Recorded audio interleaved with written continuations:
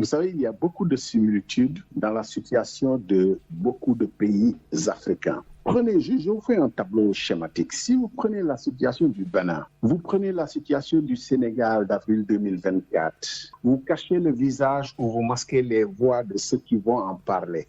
Vous ne saurez pas si on parle du Sénégal ou du Bénin. Je pourrais l'élargir à d'autres pays. On a les mêmes problématiques. Il faut dire que Ousmane Sonko s'est vu président depuis bien longtemps. Il a été contraint par les événements de désigner quelqu'un pour que le PASTEF ne perde pas tout. Je crois que ça a été ça, sa stratégie. Et je suis convaincu que dans sa manière de percevoir les choses, il est demeuré le chef. Il y a eu une députée très fidèle à Sonko qui a dit que tant qu'un premier ministre ne se nommera pas Ousmane Sonko, il sera victime de destitution. Il y aura la motion de censure qui va le frapper. Donc, on est dans un cas de figure où il y a un Sonko qui est archi-puissant, qui devra affronter un président complètement affaibli parce qu'il n'a pas l'Assemblée nationale. Quand un chef d'État va nommer un premier ministre qui sera rapidement destitué par l'Assemblée nationale, il va tomber par motion de censure parce qu'ils sont archi-majoritaires là-bas. Quel sera son pouvoir? Pourra-t-il gouverner le pays? Bonjour, bonsoir. Selon votre position d'écoute, vous suivez actuellement Tout d'Afrique,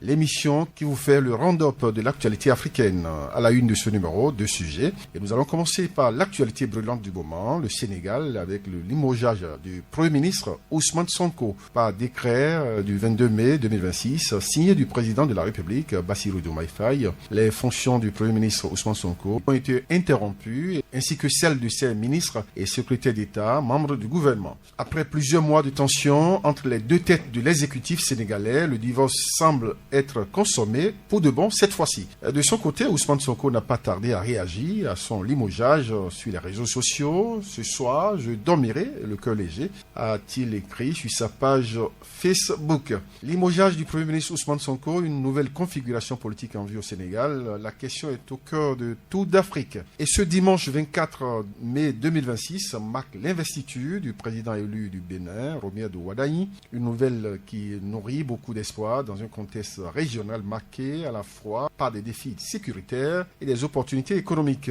Comment le nouveau président entrevoit les relations diplomatiques avec les pays voisins et par ricochet les autres pays du continent africain. Les enjeux de la coopération bilatérale seront-ils déterminants pour la stabilité politique, la croissance économique et l'intégration régionale du pays? Dans ce numéro de Tout d'Afrique, nous analyserons les différentes possibilités qui s'offrent au président entrant Romuald Wardani. Les actes forts qu'il doit poser dans les premiers jours, notamment dans le sens du réchauffement des liens diplomatiques avec les pays voisins tels que le Nigeria, première puissance économique de l'Afrique de l'Ouest et géant voisin du Bénin, ainsi que le Niger, le Burkina Faso et le Togo, des pays voisins. Et pour aborder ces sujets, je reçois en studio des débatteurs de prestige.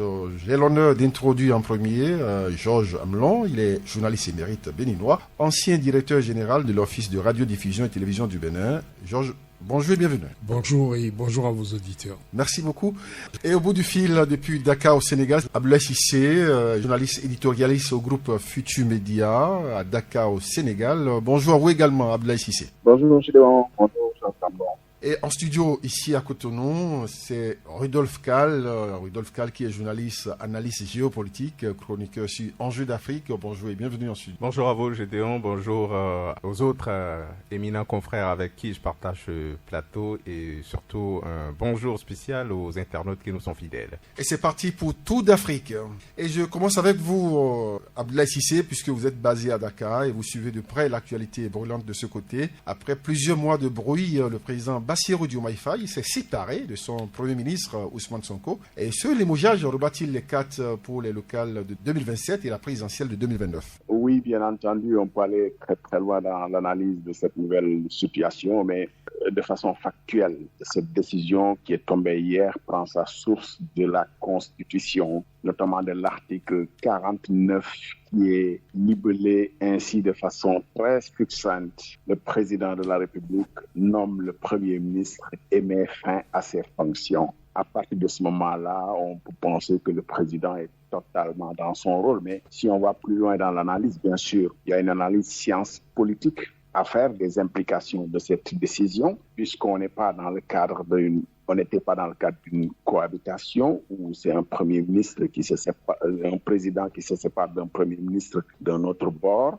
On avait une majorité présidentielle écrasante qui constituait de PASTEF au pouvoir, dont le président était justement le premier ministre Ousmane Sonko. L'ancien secrétaire général du parti PASTEF est devenu président de la République. Et les chartes, il faut le rappeler, parce que c'est la charte de PASTEF qui voudrait que le président de la République démissionne de toutes les fonctions électives dans le parti. Ce n'était pas encore dans la constitution du Sénégal. À partir de ce moment-là, PASTEF a fait valoir la charte qu'ils ont eux-mêmes définie, c'est-à-dire que le président de la République avait démissionné de ses fonctions dans le parti PASTEF. Mais dans la nouvelle réforme constitutionnelle qui est proposée demain, le président de la République ne pourra pas être chef de parti. Et ça, c'est la Constitution. Mais jusqu'ici, c'était juste la charte de PASTEF. Donc, à partir de ce moment-là, les considérations sont énormes pour les locales de 2027, dont on ne sait pas d'ailleurs si elles vont se tenir, parce qu'on commence à être très limite sur les délais incompressibles, parce qu'il y a des délais quand même, il faut le dire. Et d'ailleurs,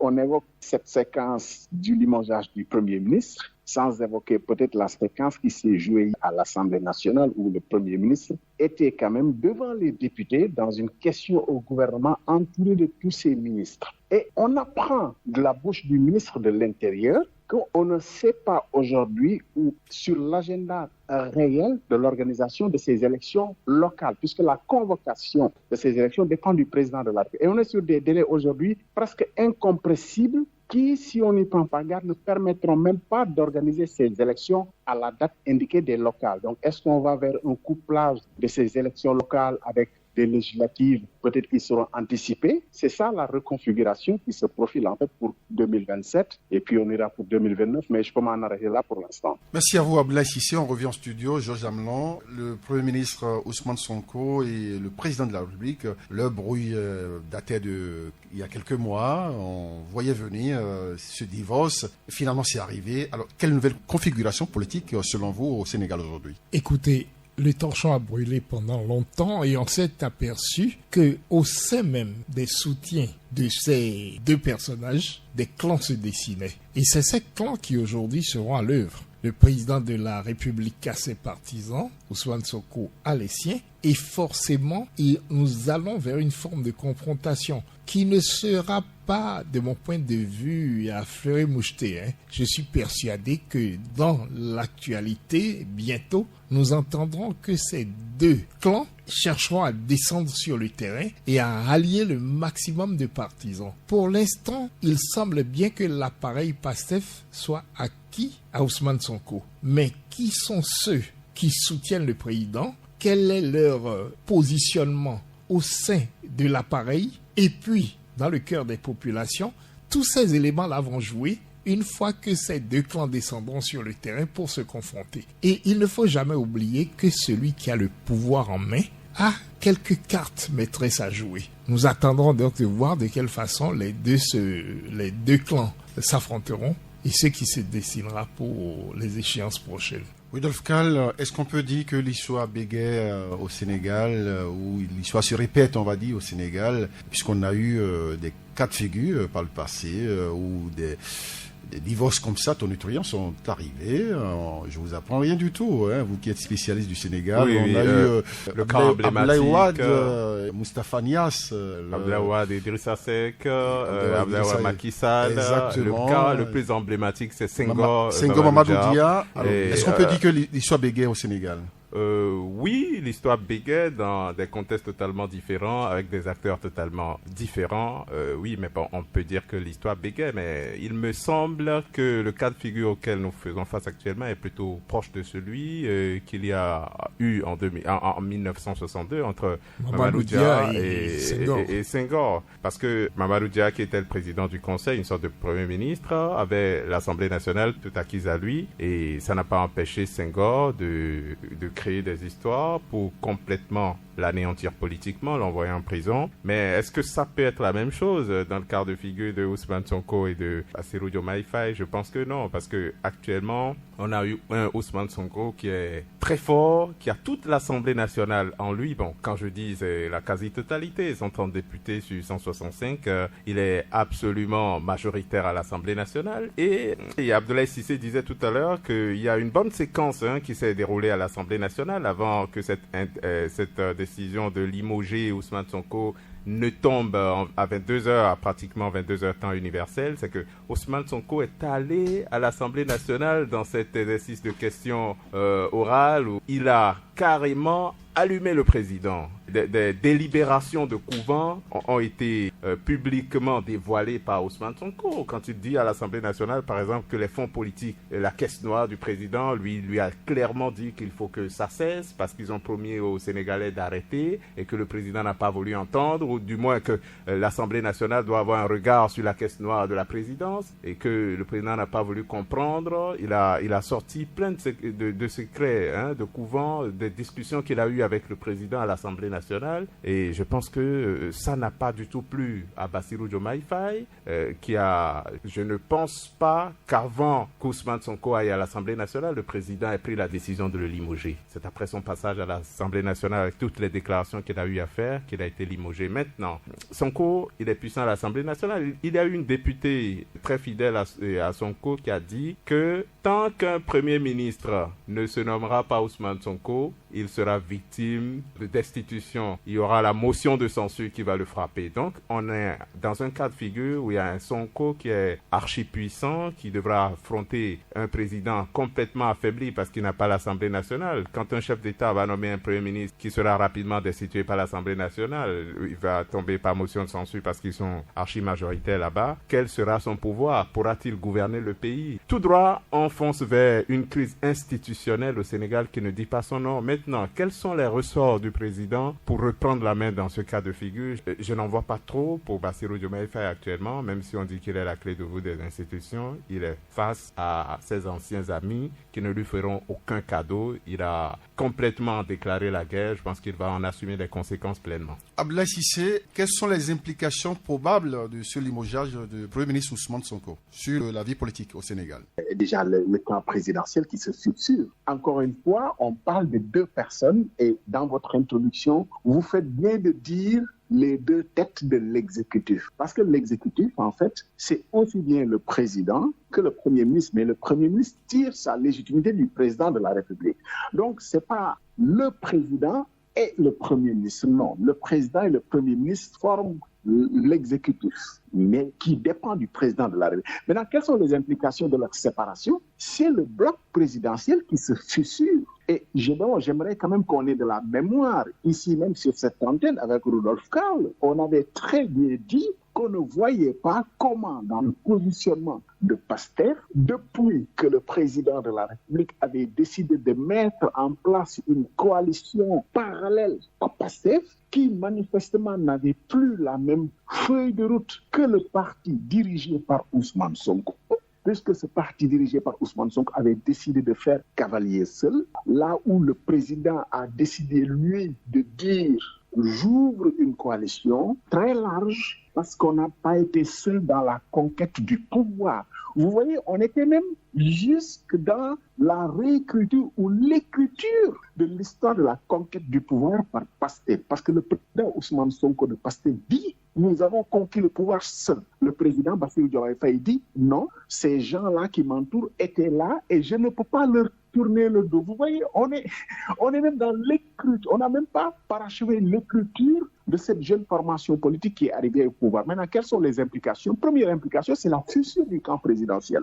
Et ça se manifeste déjà par des démissions. Évidemment, le gouvernement est tombé. Les ministres sont tombés en même temps que le Premier ministre parce que le décret, lui, aussi met fin aux fonctions des ministres. Mais depuis hier, on a commencé à compter soit les démissions des directeurs généraux à certaines sociétés nationales, le directeur général du musée des civilisations noires a démissionné, c'était le premier à démissionner. Le directeur général de la Sonacos, une des plus grandes sociétés du pays, qui est la Société nationale de commercialisation des oléagineux, qui est très impliquée dans la campagne agricole arachidière notamment, a démissionné. En marge, vous avez des directeurs généraux aussi qui, eux, marquent leur soutien et leur solidarité, témoignent de leur soutien au président de la République, alors que ces gens-là sont du même bord. Mais aujourd'hui, la séparation du président et de son premier ministre fut sur le camp présidentiel. L'avantage pour l'un et pour l'autre, c'est que pour le président du parti PASTEF, pour Ousmane Sonko, il a encore la majorité écrasante qui lui est fidèle à l'Assemblée nationale,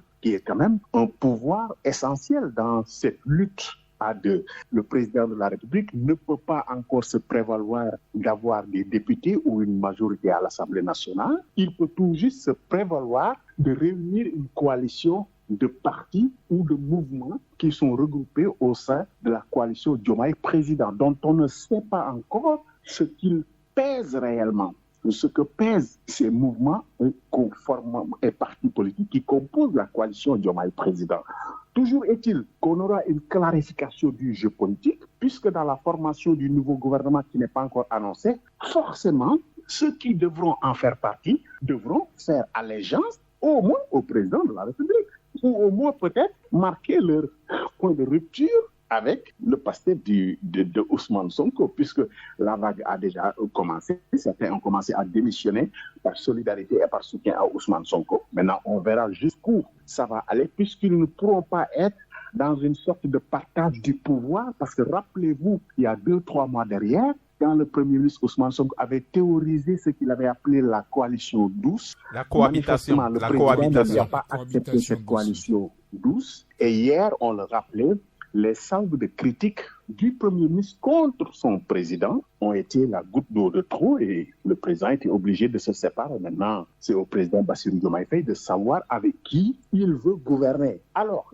juste précision importante, ce limogeage, cette séparation entre deux frères de conquête arrive dans un contexte où le président a ouvert la semaine du dialogue national. Et c'est le jour même où il a reçu tous les anciens premiers ministres du Sénégal encore en vie et en capacité de contribuer à la réflexion. Il les a tous reçus. C'est le jour où il a reçu tous les anciens ministres des Finances, y compris les ministres des Finances de Macky Sall, dont on a accusé d'avoir créé le déficit avec cette séquence de dette cachée. Donc vous voyez, on est dans une séquence où le président exerce l'ouverture à l'extrême, aussi bien à gauche qu'à droite, et c'est dans le même temps qu'il se sépare de quelqu'un qui est comme son frère d'armes, son frère de conquête. Avouez qu'il y a quelque chose quand même qui n'est pas très très net.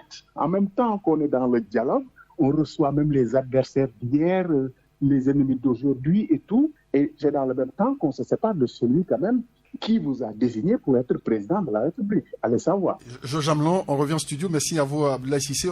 Abdoulaye Cissé le disait tantôt, il y a plusieurs directeurs généraux qui ont démissionné. Le gouvernement est démissionnaire. Sommes-nous en train d'entrer dans une crise de trop pour le Sénégal lorsqu'on sait que le Sénégal est déjà en crise économique depuis quelques mois? Je crois que des éléments de stabilité vont se trouver. Ce qu'il faut se poser véritablement comme question, c'est quels sont les éléments sur lesquels le président de la République s'est appuyé pour actionner la rupture définitive avec son frère de conquête, comme le disait Abdoulaye Cissé. En réalité, moi je ne crois pas que Diomaye Faye soit totalement stupide.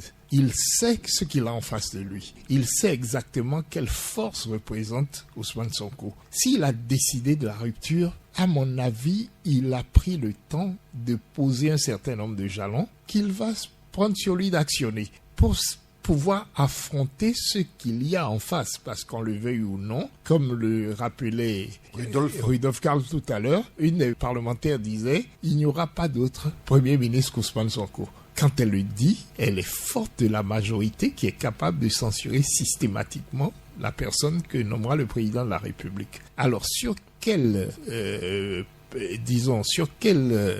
base Diomaye Faye a décidé de lancer la rupture, quels sont les pions qu'il a en main et quelles sont les manettes qu'il va actionner pour pouvoir prendre, disons, le meilleur dans ce bras de fer, c'est lui seul, pour le moment, à mon avis, sait de quoi il est capable et sait sur quoi il s'appuie. Mais moi, je crois qu'il ne l'a pas fait par hasard. Je crois que pour lui, la coupe était pleine.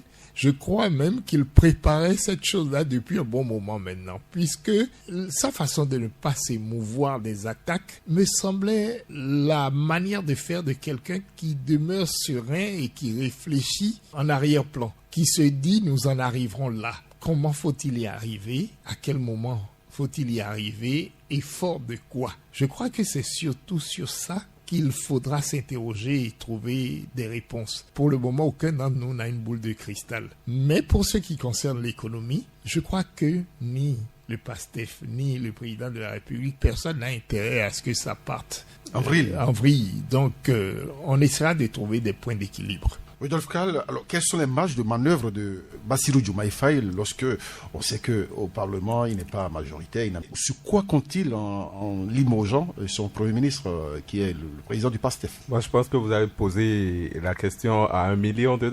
C'est la meilleure question qu'on peut se poser dans ce cas de figure, parce que après tout, maintenant qu'il a limogé son Premier ministre, effectivement, que va-t-il faire? Sur quoi est-ce qu'il compte? Bon, quand moi je fais mon analyse vue de loin, c'est vrai, je maîtrise plus ou moins la situation politique au Sénégal, mais bon, je lis de loin. Tout de suite, je me dis que ce président-là, il part perdant. Parce qu'il n'y a pas d'éléments, il n'y a pas d'indices apparents qui nous prouvent que quelque part, il pourrait reprendre la main. D'abord, il a mis sur pied une coalition, ou du moins il a renforcé, formalisé la coalition Diomaye président, mais bon, ça ne pèse pas le poids d'une plume sur le terrain. Cette coalition, c'est comme une coquille vide. Ousmane Sonko a dit que c'est rempli d'acteurs, de personnalités qui ne peuvent pas remplir une cabine téléphonique. Il n'a pas tort. Donc, comment est-ce qu'on fait pour combler un vide aussi abyssal, un trou aussi grand? C'est la question que je me pose. Moi, je ne vois pas comment il n'a pas l'Assemblée nationale. Sur le plan politique, si Sonko peut mobiliser 1 million de personnes, c'est pas sûr que Diomaye Faye puisse en mobiliser 100. Donc, je ne vois pas très bien comment il peut gagner le combat. Et puis, l'autre élément qu'il faut prendre en compte dans l'analyse, c'est que le 6 juin prochain, le PASTEF aura son congrès. Et lors de ce congrès, ils ont clairement dit qu'ils vont désigner Ousmane Sonko comme leur candidat à la présidentielle de 2029. Et que le lendemain, il sera officiellement investi. Bon, comme Georges Abon le disait tout à l'heure, qu'ils vont arriver à trouver un point d'équilibre, je ne pense pas. Dans tous les cas de figure, les crises que le Sénégal a connues au sommet de l'État, on a parlé de Mamadou Dia Senghor, Idrissa Seck Abdoulaye Wade, quand le président se défait dans ces conditions de son premier ministre, il y a une lutte de leadership, une guerre farouche qui s'ensuit. Mamadou Dia a été en prison, Idrissa Seck a été en prison. Avant Idrissa Seck, il y a eu Moustapha Niasse aussi. Mais lui, non, il n'a pas été... Moustapha Niasse, c'est dans une moindre mesure. Il n'a pas contribué en tant que tel à l'arrivée de Wade au pouvoir, comme l'a été Idrissa Seck, qui était quand même son directeur de campagne. Donc, c'est dans une moindre mesure. C'est pour ça que je ne cite pas trop le cas Moustapha Niasse. Macky Sall, Wade a failli l'enfermer. Il a dû faire toutes sortes de contorsions, de conciliabules avant qu'on ne le laisse quand il a été... Libre. Voilà, quand il a été déchu de son poste de président de l'Assemblée nationale. Donc, il y a une lutte qui va s'engager après. Et Sonko ne va pas être limogé, aller s'endormir tranquillement chez lui. Il repart en campagne. Il sera désigné candidat, il va repartir en campagne. Est-ce que le président le laisse dérouler tranquillement alors qu'on sait qu'il est en pole position pour devenir le président s'il était candidat? Parce que sur ce point-là, le président dit que lui n'a aucun problème, Ousmane Sonko sera candidat. Et c'est un discours qui remobilise autour de Ousmane Sonko. Tous les lieutenants qui étaient dubitatifs, est-ce qu'il sera candidat, est-ce qu'il ne sera pas, ils savent maintenant que le type il peut être candidat, il est bien parti pour être président. Donc, c'est pas le moment de l'abandonner. L'équation sera très difficile pour le président. Je ne vois pas très bien comment il va s'en sortir. Même si on dit qu'il a les moyens de l'État, il faut avoir un charisme, il faut avoir une personnalité. Et puis actuellement au Sénégal, quand vous voyez sur les réseaux sociaux, Bassirou Diomaye Faye est considéré comme le grand traître du PASTEF et du pays qui a trahi le projet.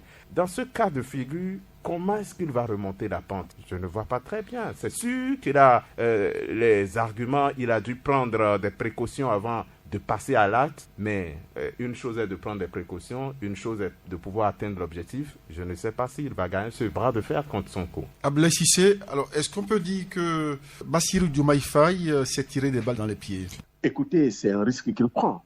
Après, il y a encore du temps avant les élections. Est-ce qu'il s'est tiré une balle dans le pied? Non, on ne peut pas le dire comme ça, mais en tout cas, il se prive d'une bonne béquille. La béquille dont il se prive, c'est Pastef, qui est une formidable machine, qui est un outil de mobilisation, un outil, une force politique. Oui, il se prive de cette force politique, mais vous savez, les forces n'appartiennent finalement à personne. Et qui pouvait imaginer qu'il y aurait des directeurs nationaux, de sociétés nationales, pour faire allégeance dès les premiers jours au président Bassirou Diomaye Faye. Or, au moins, on compte des directeurs nationaux qui ont démissionné, il compte aussi des directeurs nationaux qui lui font allégeance et qui lui jurent fidélité et loyauté, surtout à la République. Et à ce niveau-là, ça va être facile pour lui de dire qu'il appelle les gens à travailler pour la République, qu'il n'appelle pas les gens à travailler ni pour lui, ni à la forte personnalisation du pouvoir. Et rappelez quand même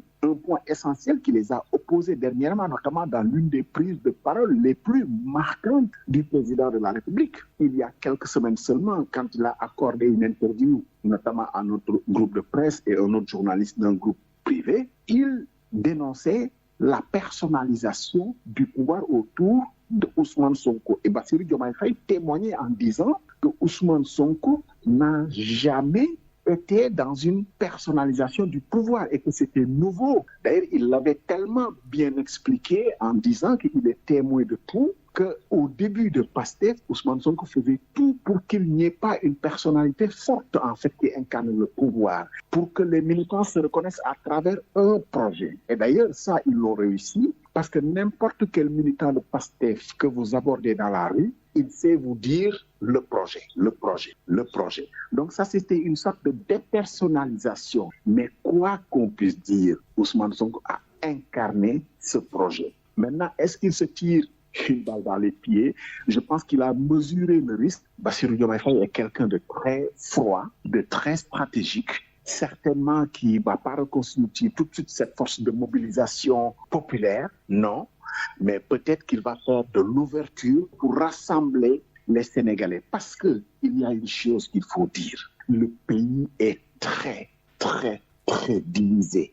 Il y a un clivage net entre eux et le reste du pays. Aujourd'hui, s'il prend le risque de rassembler autour de lui, de réconcilier les Sénégalais, en tout cas pour ceux qui ne sont pas de Pastef, il y a peut-être un groupe à mettre en place, élargir surtout le champ du pouvoir, parce qu'il faut le dire aussi, on se rend compte qu'en 2 ans de pouvoir, je suis désolé quand même, il faut le constater, les problèmes sont toujours là. Les Sénégalais sont confrontés à la conjoncture économique.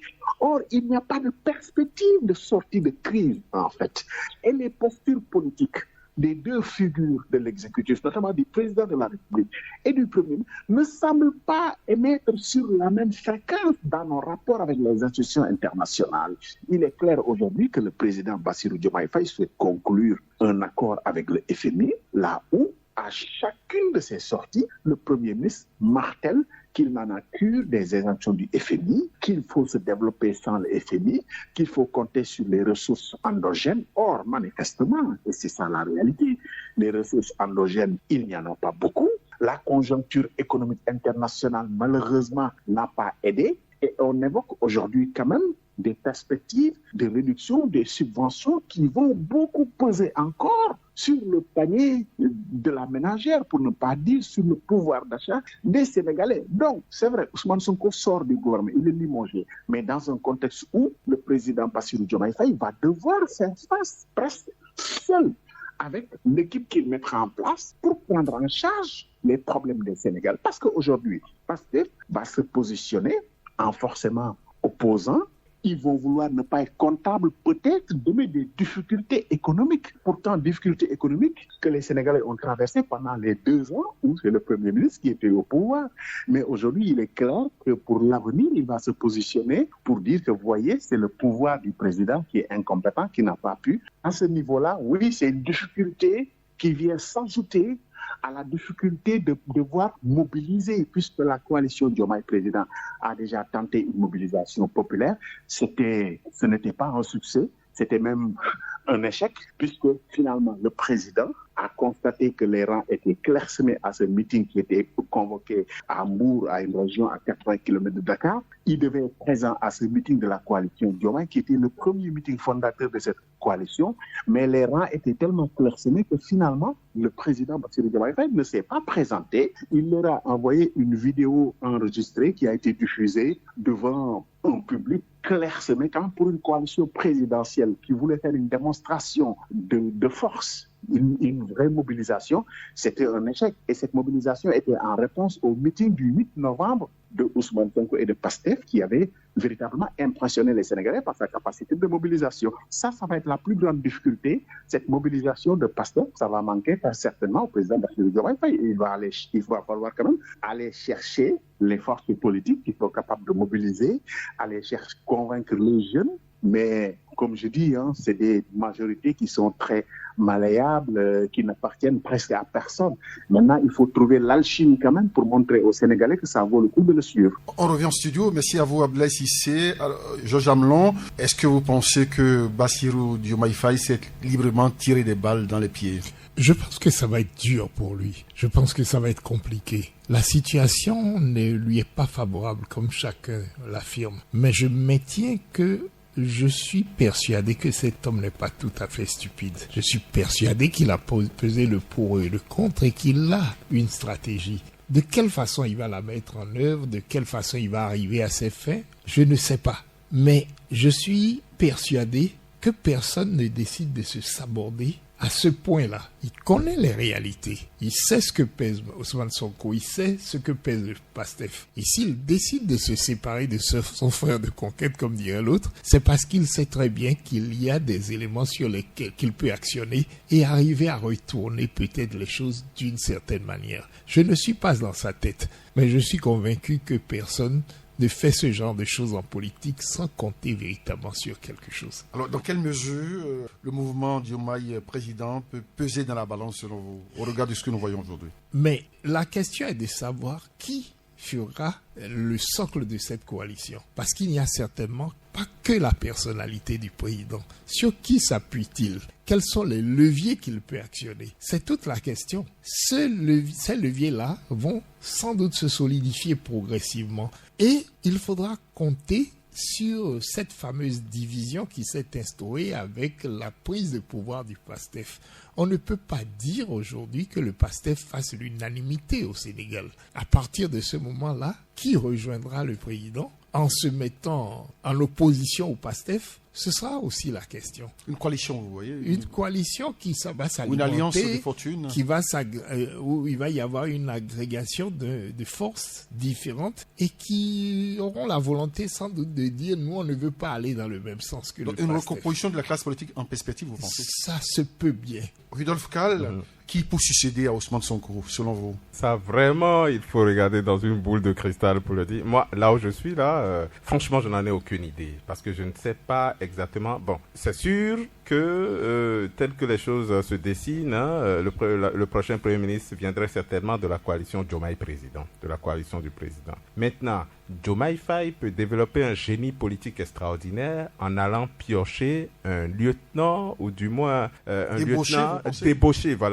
débauché dans le camp de Sonko pour le faire Premier ministre. Pourquoi pas? Ça, c'est de la haute voltige politique. C'est possible aussi. Maintenant, quand vous demandiez tout à l'heure si je pense que Bassirou Diomaye Faye a des chances de remporter ce bras de fer, bon, j'ai complètement fermé la porte parce que sur le terrain politique, il n'est pas présent. Comparé à Sonko, il est inexistant. Maintenant, à l'Assemblée nationale aussi, on ne le voit pas trop, il n'a pas de député là-bas. Mais il y a un plan un levier sur lequel il peut agir pour reprendre la main. C'est-à-dire répondre aux besoins des Sénégalais. Parce que s'il gagne ce combat, il aura un boulevard pour se faire réélire en 2029. Parce qu'après tout, pourquoi est-ce que se bat-il? On parle beaucoup de politique, de cette confrontation entre Sonko et Diomaye Faye, en oubliant les problèmes élémentaires de les réalités du quotidien. Les réalités du quotidien. Ils ont été élus, ils ont fait des promesses pour régler les problèmes des Sénégalais, mais jusqu'à présent, on ne voit rien de concret. Ils sont plutôt dans des confrontations, dans des luttes intestines, pour conserver le pouvoir, qui pour affirmer son leadership, tel autre pour rabaisser son compère, en oubliant que les Sénégalais les ont élus pour régler leurs problèmes élémentaires. Si le président arrive à redorer le blason du panier de la ménagère, s'il arrive à baisser par exemple le coût du carburant à la pompe, l'eau et l'électricité, les coûts baissent, les gens ont la possibilité de retrouver le sourire dans cette morosité économique que vit le pays. Je pense qu'il fera oublier Ousmane Sonko. C'est sur ce point-là qu'il doit agir maintenant. Peut-être qu'en prenant la décision de limoger Ousmane Sonko, il a des promesses à l'international. Peut-être que des chefs d'État lui ont promis l'aider à régler ces problèmes économiques que le pays connaît actuellement. Et je pense qu'il fallait à un certain moment trancher dans le vif pour régler cette dualité au sommet de l'État qui n'arrange pas le pays. Maintenant, le jeu est clair, chacun devra prendre ses responsabilités. Ils n'ont pas été élus pour se battre entre eux, ils ont été élus pour régler les problèmes des Sénégalais.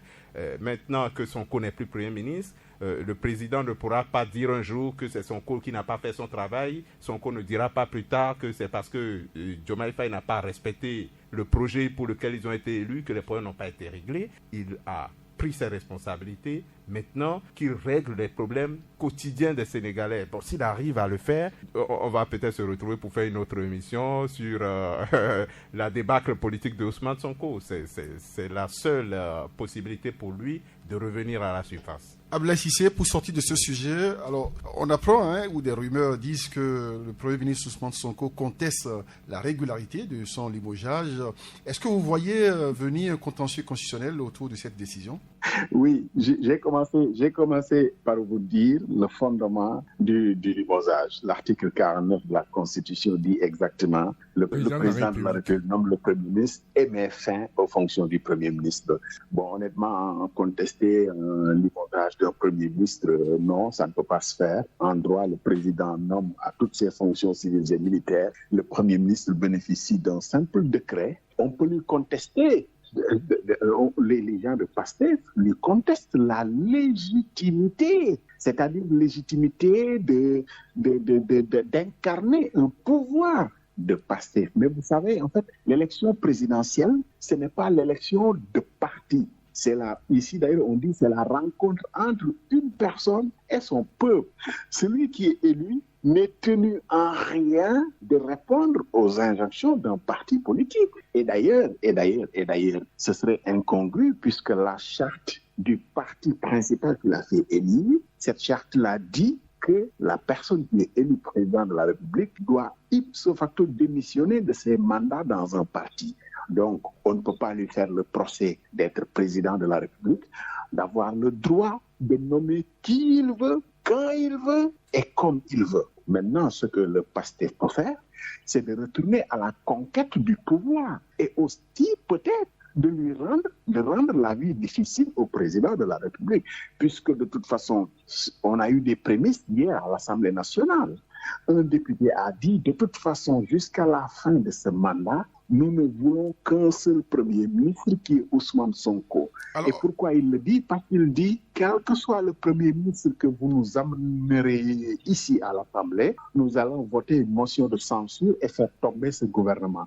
Ça annonce peut-être une crise. Alors, quelle stratégie pour Ousmane Sonko à court terme? Écoutez, la seule stratégie, il y a deux choses. Soit ils font une sorte de gentleman agreement, ok, on est séparés, mais pour l'intérêt de la République, nous n'allons pas être une majorité qui va juste vouloir planter toute la politique du président de la République. Bon, le Sénégal a une vieille tradition quand même que les forces politiques à l'Assemblée nationale, surtout quand elles ne sont pas favorables au président, de ne pas faire de blocage systématique. Et cette tradition, on l'a héritée depuis la première alternance de 2000. Je vous rappelle que quand Abdoulaye Wade arrive au pouvoir en 2000, il y avait une majorité du Parti socialiste qu'Abdoulaye Wade avait fait tomber. Abdoulaye avait fait tomber le pouvoir socialiste de Abdou Diouf. Il arrive au pouvoir en 2000.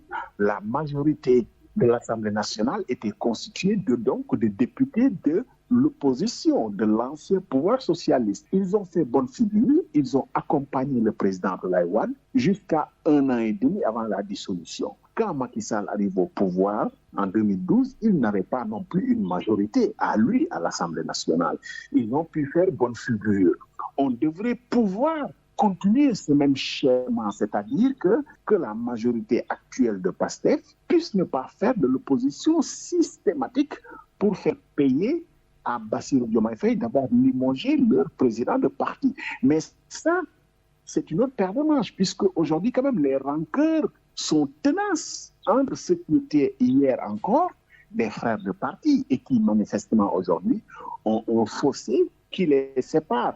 Donc, de deux choses l'une, où Ousmane Sonko décide de faire bonne figure en ne créant pas de blocage à l'Assemblée nationale parce qu'il en a la possibilité, ses députés lui obéissent au doigt et à l'œil, ou alors il décide de faire un blocage et d'amener une crise institutionnelle qui va pousser le président de la République à gouverner par ordonnance pendant quelques mois, puisqu'il n'aura la possibilité de dissoudre l'Assemblée nationale qu'à partir du mois d'octobre-novembre. On dit octobre-novembre parce qu'il y a un vieux débat ici pour savoir est-ce que c'est la date de l'élection ou c'est la date de l'installation. Mais dans tous les cas, il n'aura la possibilité de dissoudre l'Assemblée que vers la fin de l'année. Et d'ici là, ces 6 mois, il va pouvoir gouverner par ordonnance. Ce n'est pas l'idéal pour un président de la République, mais s'il est contraint à le faire, c'est ce qu'il va faire Bassirou Diomaye Faye. Donc chacun a ses cartes en fait. Chacun a des cartes à jouer et d'ici là, c'est le jeu politique de mobilisation, de massification, de rassemblement, d'installation.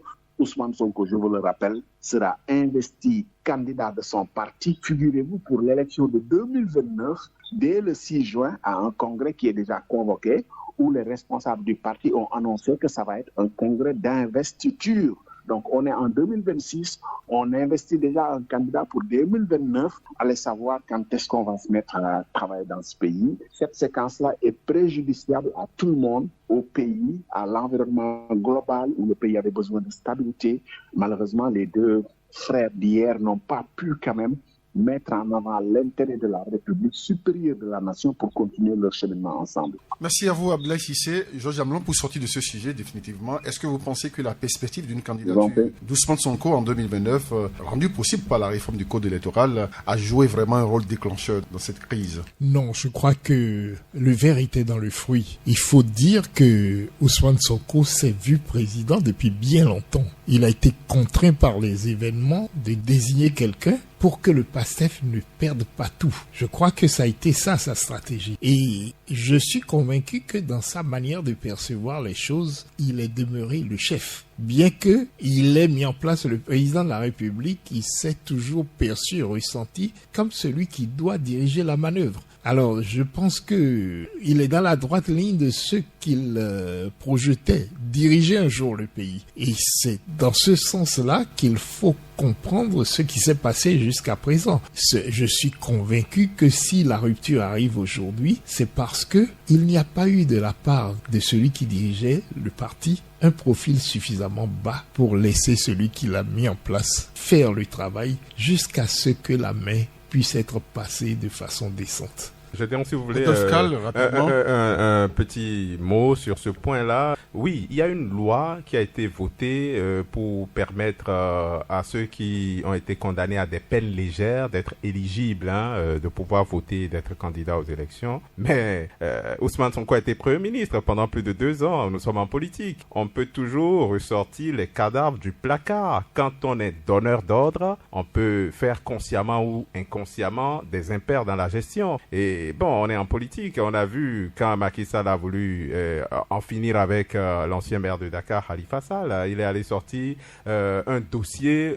auquel personne ne pouvait penser, une histoire de caisse d'avance qui a toujours été là depuis des maires et des maires. Les maires ont toujours eu. C'est sur ça que Macky Sall est allé condamner Khalifa Sall à 5 ans de prison, l'éloignant de l'élection présidentielle. Donc, Sonko, oui, il est certes hyper puissant, populaire, mais qu'il fasse attention. On peut toujours lui trouver des casseroles pour le condamner à une peine. C'est pour ça que je disais que le président de la République garde en main un certain nombre de leviers. Il a l'État à son profit. Et celui qui qui détient ces rênes-là, forcément en politique est toujours très très bien placé. C'est ça. Donc tout peut être possible encore. Le boulevard tel qu'il se présente n'est pas évident pour Ousmane Sonko. N'est pas si balisé pour lui. Blaise Cissé, nous sortons de ce sujet. Nous allons marquer une courte pause. Est-ce que vous avez quelque chose à ajouter avant qu'on ne sorte de ce sujet? Alors, on ne sait juste pas quand est-ce que ce gouvernement va être formé. Bien malin qui peut dire quel sera le profil du nouveau Premier ministre. Mais assurément, on s'achemine vers quand même une personnalité qui ferait au moins consensus, voilà, pour porter encore une dynamique. Mais c'est très, très difficile à trouver dans ce Sénégal où quand même les positions sont très, très clivantes en fait. Et malheureusement, ces 2 ans de Pastef ont fait que on trouve difficilement une personnalité neutre aujourd'hui parce que le Pastef avait introduit ce truc-là où vous êtes avec nous ou contre nous, où vous aviez travaillé avec l'ancien régime de Macky Sall, auquel cas vous êtes totalement exclu de la gestion du pouvoir. Et c'est ça qui fait que ce sera difficile de composer, déjà de trouver un Premier ministre et surtout de composer une équipe parce qu'il va falloir aussi demander aux ministres actuellement en poste, est-ce qu'ils font allégeance? En gros, est-ce qu'ils sont prêts à travailler pour le président de la République tout en étant fidèles au président de la République et peut-être en étant fidèles aussi au Pastef, ce qui n'est plus possible aujourd'hui. Donc, bien malin qui peut dire quel sera le profil du Premier ministre et surtout quel sera ce gouvernement qui va être composé, mais le président n'a pas donné d'agenda. Donc, il a le temps d'y réfléchir et de laisser les ministres évacuer les affaires courantes, comme on dit. Et c'est le moment de marquer une coup de pause avant de retrouver le second sujet au cœur de Tour d'Afrique. Nous démarrons avec le second sujet au cœur de Tour d'Afrique. Nous parlons de l'investiture du nouveau président de la République du Bénin. Je veux parler de Romy Adouadaï qui est investi ce 24 mai 2026. Pratiquement tous les pays voisins sont en brouille avec le Bénin et on note quand même une relation diplomatique un peu tendue avec les pays voisins. Je commence avec vous, Georges Amelon, vous êtes un ancien, vous suivez un peu la scène politique béninoise depuis des années. Est-ce que vous pensez que Romy Adouadaï pourrait vraiment changer de cap par rapport à son prédécesseur, du moins sur le plan diplomatique? Déjà, il y a une chose qu'il faut dire. Nous nous entendons plutôt bien avec notre grand voisin, le Nigeria. Les choses sont tellement au beau fixe qu'en décembre dernier, il a volé au secours du pouvoir lors de la tentative de coup d'État. Il y a une sorte de bonne entente qui perdure depuis un certain nombre d'années maintenant, qui semble même s'être consolidée d'une certaine façon. On sent une forme d'alignement entre le Bénin et le Nigeria sur pas mal de questions, en particulier au sein de la CEDEAO. Et je pense que de ce point de vue-là, les choses vont bien.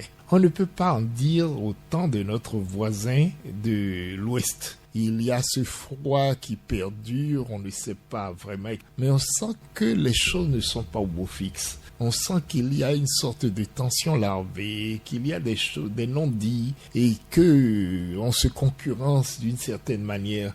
On a presque l'impression que la concurrence entre les guépards et les éperviers s'est répercutée en politique. Bon, bref. Il y a, avec le Togo, des difficultés qui ne disent pas leur nom. Mais que dire des pays de l'AES qui sont à notre frontière nord? On connaît le blocage qu'il y a entre le Niger et le Bénin et on sait la position qui est celle du Burkina Faso. Alors, que fera le nouveau président? Il a déjà assuré qu'il avait envie de faire les choses autrement. Et on peut d'ores et déjà dire qu'une telle déclaration est à son actif. Parce que qu'on le veuille ou non, les populations ne veulent pas de ces bruits-là. Nous avons envie d'autre chose. Nous avons envie de continuer en bonne entente entre frères et voisins. Nous avons envie que la frontière entre le Niger et le Bénin s'ouvre enfin. Et je crois qu'il y a eu là, pendant longtemps, une certaine faiblesse de notre diplomatie. Vous savez, même des pays en guerre entretiennent des relations. Elles sont peut-être secrètes, elles passent par des canaux divers, par des intermédiaires et tout ce qu'on veut. On a eu l'impression qu'entre le Bénin et le Niger, la brouille a été radicale. Nos anciens chefs d'État ont essayé de lever un peu... De jouer l'émission du Boss Office. De desserrer un peu l'étau. Il y a eu des espoirs qui sont nés et qui ont tourné court. Nous avons eu un ambassadeur qui nous a donné l'impression d'avoir eu l'oreille des deux côtés, de desserrer un peu l'étau lui aussi. Et puis finalement, rien n'est advenu. On a eu l'impression que des deux côtés, on a cherché à être radical plutôt qu'à colmater les brèches. Alors, que le nouveau président, fort d'une ère nouvelle qui s'ouvre, ait envie de faire autrement, c'est un véritable mérite pour lui. Et je souhaite, moi, qu'il y arrive. Peut-être que justement, lui trouvera les moyens d'ouvrir les canaux qu'il faut pour qu'on arrive à se reparler et qu'on trouve des issues. Mais pour moi, la solution n'est pas de rester dans ces positions fermées qui ne donnent aucun espoir d'un côté ou de l'autre. Rudolf Karl, après 10 ans d'exercice du pouvoir, le président Patrice Talon passe la main à son dauphin, on va dire, à son dauphin Romuald Ouaddaï, qui n'est pas inconnu sur la scène politique béninoise. Il fut ministre des Finances pendant les 10 ans de Patrice Talon.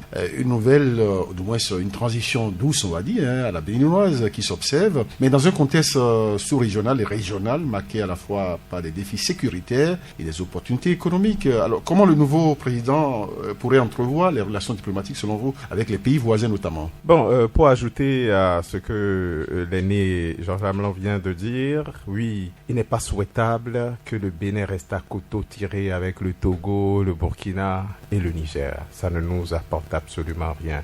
Les indices les plus patents sont la multiplication des attaques terroristes dans le nord du Bénin. Vous savez, avant, quand Mohamed Bazoum était aux affaires, il y avait un accord militaire entre le Bénin et le Niger qui leur permettait de combattre ensemble le terrorisme. Mais depuis que les militaires sont arrivés avec la position que le Bénin a adoptée, adossée notamment à cette décision de la CEDEAO, ils ont tout rompu, ils ont renversé la table. Et bon, des deux côtés de la frontière, on en pâtit. Les attaques terroristes se sont multipliées aussi bien du côté du Niger que du Bénin. Si on faisait la paix, il n'y aurait pas ces difficultés-là. Je me rappelle, le président Patrice Talon s'était déplacé un temps pour aller voir son homologue burkinabé pour essayer de discuter d'un territoire qu'on appelle Koro-Koualou, qui a une sorte de no man's land entre le Bénin et le Niger, qui servait de repère aux terroristes. Aujourd'hui, plus rien de cela n'est possible parce que de part et d'autre, il y a eu des déclarations qui ont jeté de l'huile sur le feu. Quand le président Patrice Talon dit par exemple que des terroristes sont en totale liberté dans des pays voisins, ce ne sont pas des déclarations qui assurent une cohabitation pacifique avec les voisins. Quand de l'autre côté, on accuse les Béninois d'abriter des Français qui vont déstabiliser le Niger, ce ne sont pas des choses qui permettent une bonne cohabitation non plus. Maintenant, moi je pense honnêtement, pas parce que je suis béninois, mais parce que je suis un observateur qui se veut objectif, que la balle est plutôt dans le camp des Nigériens. Les Béninois ont tout fait. Quand on dit que la frontière est fermée, il faut rappeler qu'elle est ouverte du côté du Bénin. Le Bénin n'a fermé sa frontière que sur la décision, après cette décision de la CEDEAO, elle a été réouverte, mais les Nigériens ont estimé que, les Béninois ont pactisé avec les Français pour les déstabiliser, donc il n'est pas question qu'ils rouvrent la frontière. On a tout essayé, oui. Les anciens présidents Boni Yahi et Nicéphore Soglo ont fait les bons offices, sont allés rencontrer Tchani, mais cette démarche avait suscité beaucoup d'espoir, mais au finish, ça fait petite, comme toutes les initiatives. Il faut que les Nigériens adoucissent un peu leur position. Les Français qui sont au Bénin, ce n'est pas forcément pour aller déstabiliser le Niger. C'est ce que je pense. Et puis, on ne peut pas dire que quand les Russes sont sur le territoire nigérien pour aider à combattre le terrorisme, c'est dans l'idée de déstabiliser un jour le Bénin. Il me semble que la raison est ailleurs. Peut-être que c'est le président Patrice Talon qui est le principal point d'achoppement dans les relations entre le Bénin et le Niger, parce que c'est de là que se trouve le problème. Maintenant qu'il est en train de partir, peut-être que les choses vont évoluer. Je le rappelle, quand Muhammadu Buhari était au pouvoir au Nigeria, les relations étaient tendues entre le Bénin et le Nigeria. Mais depuis que la tête a changé du côté du Nigeria et que Tinubu est arrivé au pouvoir, il y a eu ami avec Patrice Talon, les choses sont reparties et les Nigériens nous viennent au secours quand nous avons des difficultés. L'histoire du coup d'État déjoué est un exemple.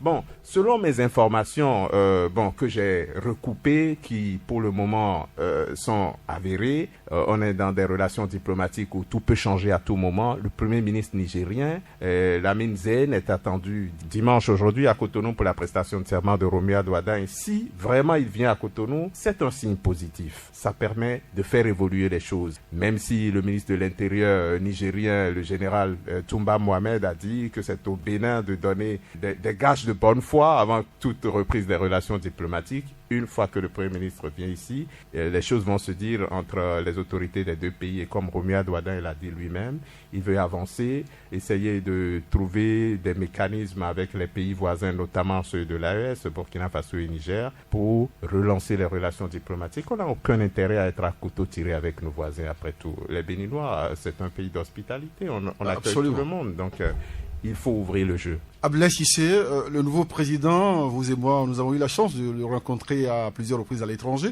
donc vous le connaissez plus ou moins bien, je vais dire. Que pensez-vous qu'il pourrait faire une fois au pouvoir pour changer, ou du moins pour donner un nouveau souffle plutôt aux relations avec les pays voisins, pour être plus précis? Vous savez, il y a beaucoup de similitudes dans la situation de beaucoup de pays africains. Je vous fais un tableau schématique. Si vous prenez la situation du Bénin, vous prenez la situation du Sénégal d'avril 2024, vous cachez le visage ou vous masquez les voix de ceux qui vont en parler.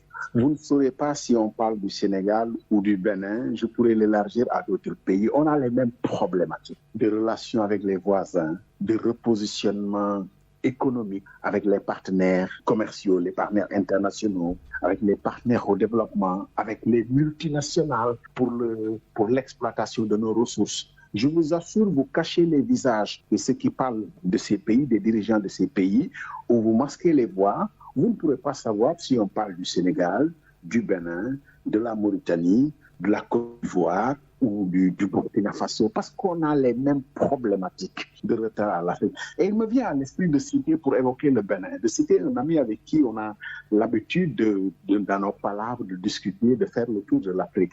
Et en comparaison, je disais ceci, le Bénin est dans une rampe merveilleuse avec ses propres limites. Tandis que, par exemple, le Sénégal, et c'est lui qui le dit toujours, fait face à une opacité stratégique, voire une impasse de leadership.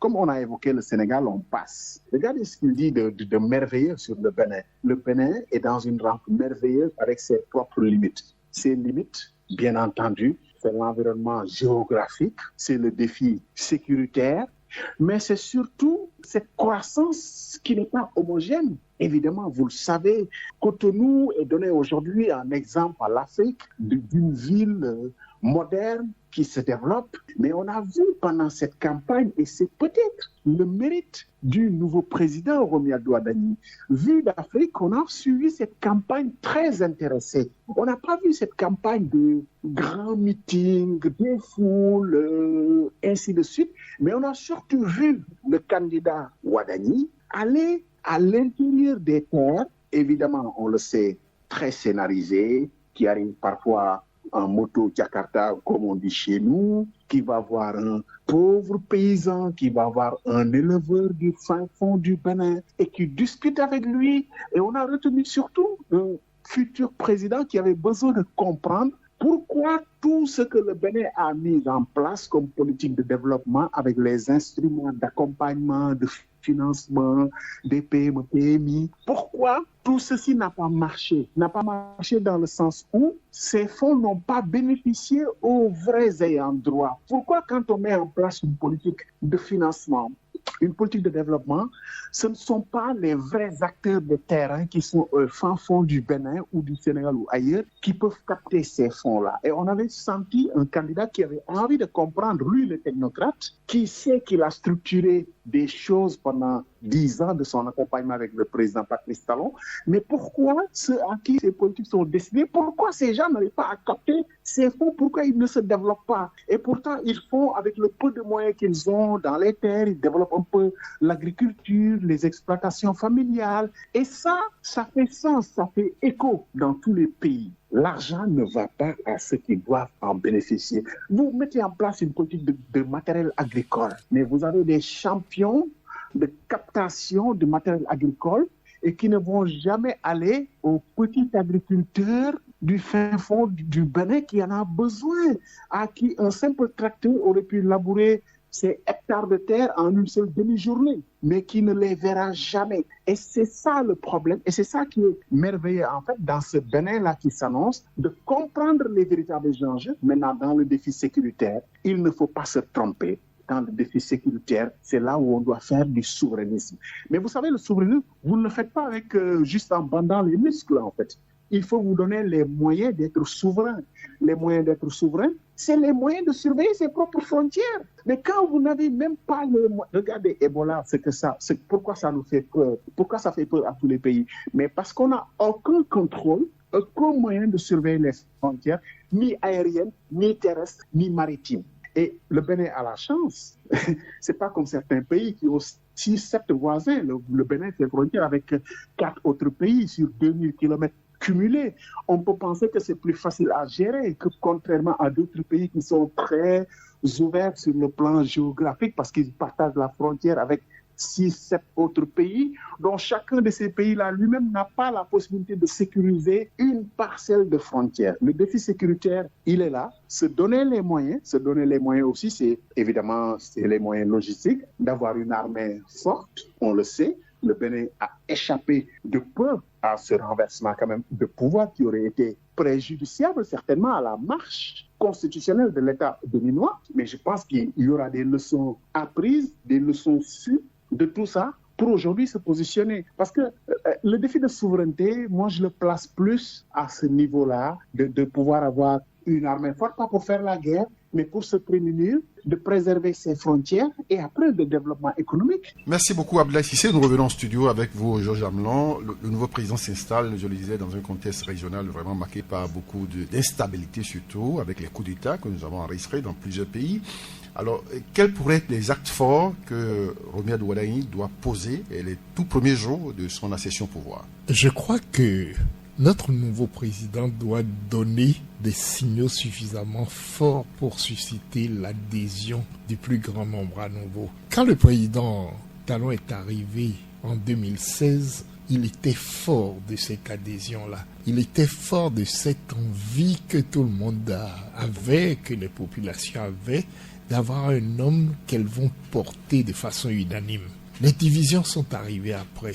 Et la fragmentation qui a suivi, vous l'avez noté, et surtout il y a eu ce désengagement autour de l'homme qui était regardé un peu comme providentiel. Aujourd'hui, si vous prenez les turiféraires du pouvoir, ils vous diront que le peuple béninois porte le président sortant en triomphe. Mais ce n'est pas ce qu'on remarque tous les jours en parlant avec le béninois moyen. Le véritable problème, voyez-vous, c'est d'arriver à continuer à garder l'adhésion populaire. Bien qu'en étant au pouvoir, bien qu'en faisant des réformes, bien qu'en suscitant un nouvel élan, garder l'adhésion. Cette adhésion, le pouvoir l'a perdue. Et si un nouvel homme arrive, s'installe, et qu'il est capable de recréer autour de lui cet espoir que nous devons et pouvons faire les choses en commun, il faudra qu'il en donne les signaux dès son investiture. Il faudra que les premiers actes qu'il pose nous disent « Nous voulons de nouveau être ensemble. Nous ne voulons pas seulement être un camp ou un clan contre les autres. Nous ne sommes pas là pour forcer la main aux gens et les amener là où nous avons envie d'aller, mais plutôt que nous fassions route ensemble. » C'est ce que dit le slogan d'ailleurs du candidat Wardani. Nous voulons aller plus loin ensemble. Le ensemble me semble particulièrement important, mais il ne faut pas que ce ne soit qu'un slogan. Il faudra que dès les premiers moments où il s'installera, il donne des signaux pour dire aux Béninois, nous avons de nouveau envie de faire avec vous. Ça me semble capital.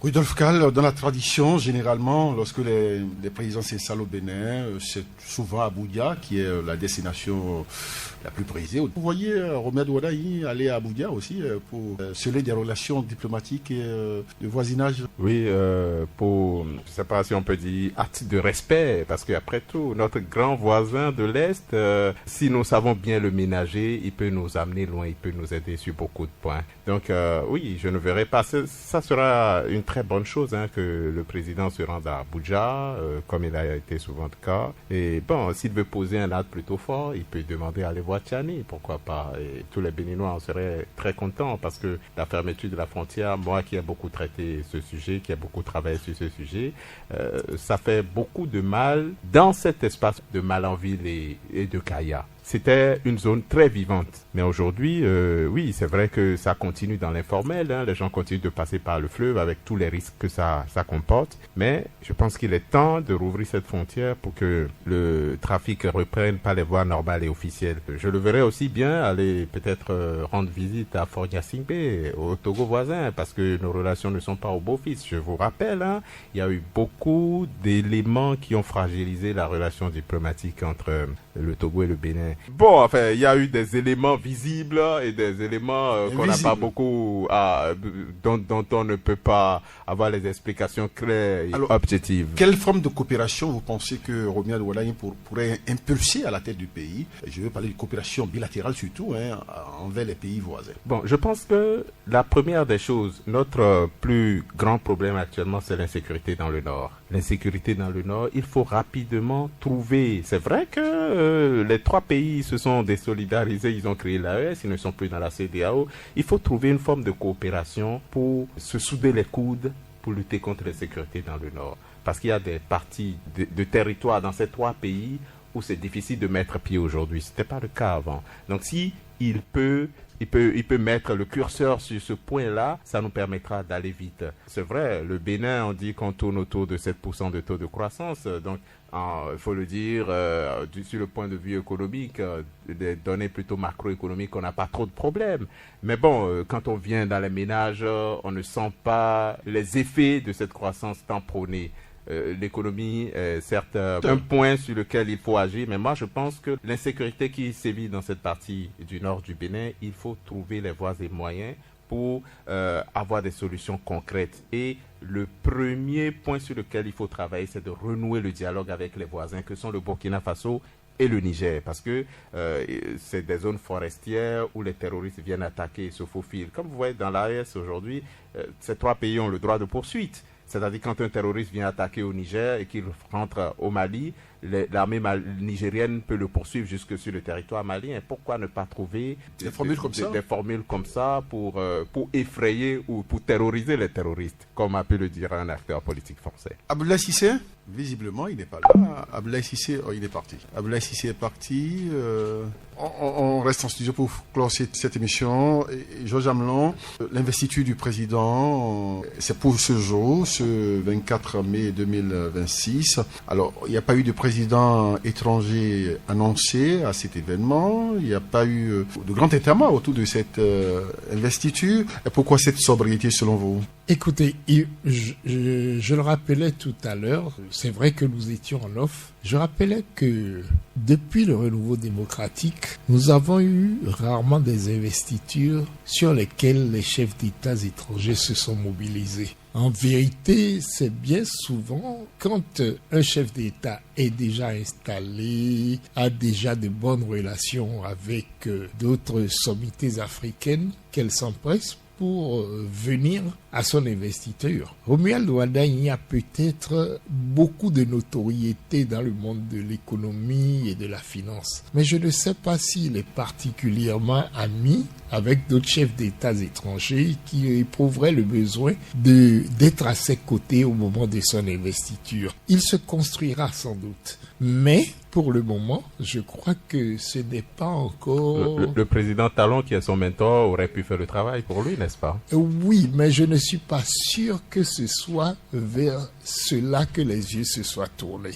J'ai l'impression que ce qui a été le plus important, ça a été la transition. Ce passage d'une étape à une autre. Cette manière de céder, de passer la main à son dauphin en toute quiétude, en ménageant tout ce qu'il faut autour pour que ça se passe à l'interne et d'excellente manière. Je crois que c'est sur ça que l'accent a été mis prioritairement. Le reste, à mon avis, viendra après. Mais pour le moment, je crois que c'est ça qui s'est joué. Le président Talon n'a pas dû penser. De toute façon, quand on regarde sa diplomatie à lui-même, je ne l'ai jamais vu particulièrement ami avec les autres chefs d'État africains.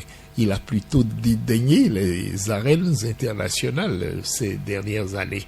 Donc, je ne suis pas absolument certain que ce soit lui qui soit préoccupé de travailler pour qu'à l'investiture de son successeur, il y ait des chefs d'État étrangers qui viennent et embellir la cérémonie. Mais je crois que ce n'est pas non plus ce qu'attendent particulièrement les Béninois. Les Béninois, même au plan international aujourd'hui, seraient plus préoccupés par le fait que le président investi apporte des garanties pour la suite, plutôt que cette cérémonie soit fastueuse, invite des chefs d'État et tout ce qu'on veut.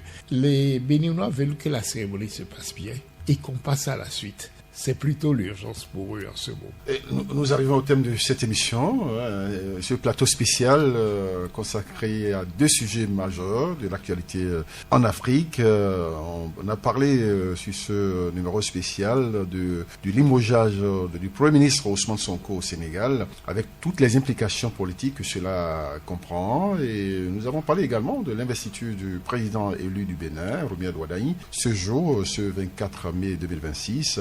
Une investiture qui intervient dans un contexte régional marqué à la fois par des défis sécuritaires et des opportunités économiques. Et nous avons analysé un peu les relations diplomatiques que le nouveau président pourrait établir avec les pays voisins. En studio, c'était bien Georges Amelon, il est journaliste émérite béninois et ancien directeur général de l'Office de radiodiffusion et télévision du Bénin. Et puis Rudolf Kall, qu'on ne présente plus sur cette émission. C'est un analyste géopolitique et chroniqueur d'enjeux d'Afrique. C'est bien cela. Vous êtes par ailleurs spécialiste du Sénégal. Si vous le voulez. Merci beaucoup. Et au bout du fil, depuis Dakar au Sénégal, c'est bien Abdoulaye Cissé. Il est parti entre-temps. Il est journaliste éditorialiste à Radio Futur Média, au groupe de presse Futur Média, bien sûr, à Dakar au Sénégal. Merci infiniment pour votre indulgence, on va dire, puisque on a eu quelques difficultés pour établir la liaison avec Dakar. Merci pour votre participation. Merci à tous ceux qui nous ont suivis d'un peu partout au Bénin dans le monde. On se dit à très bientôt.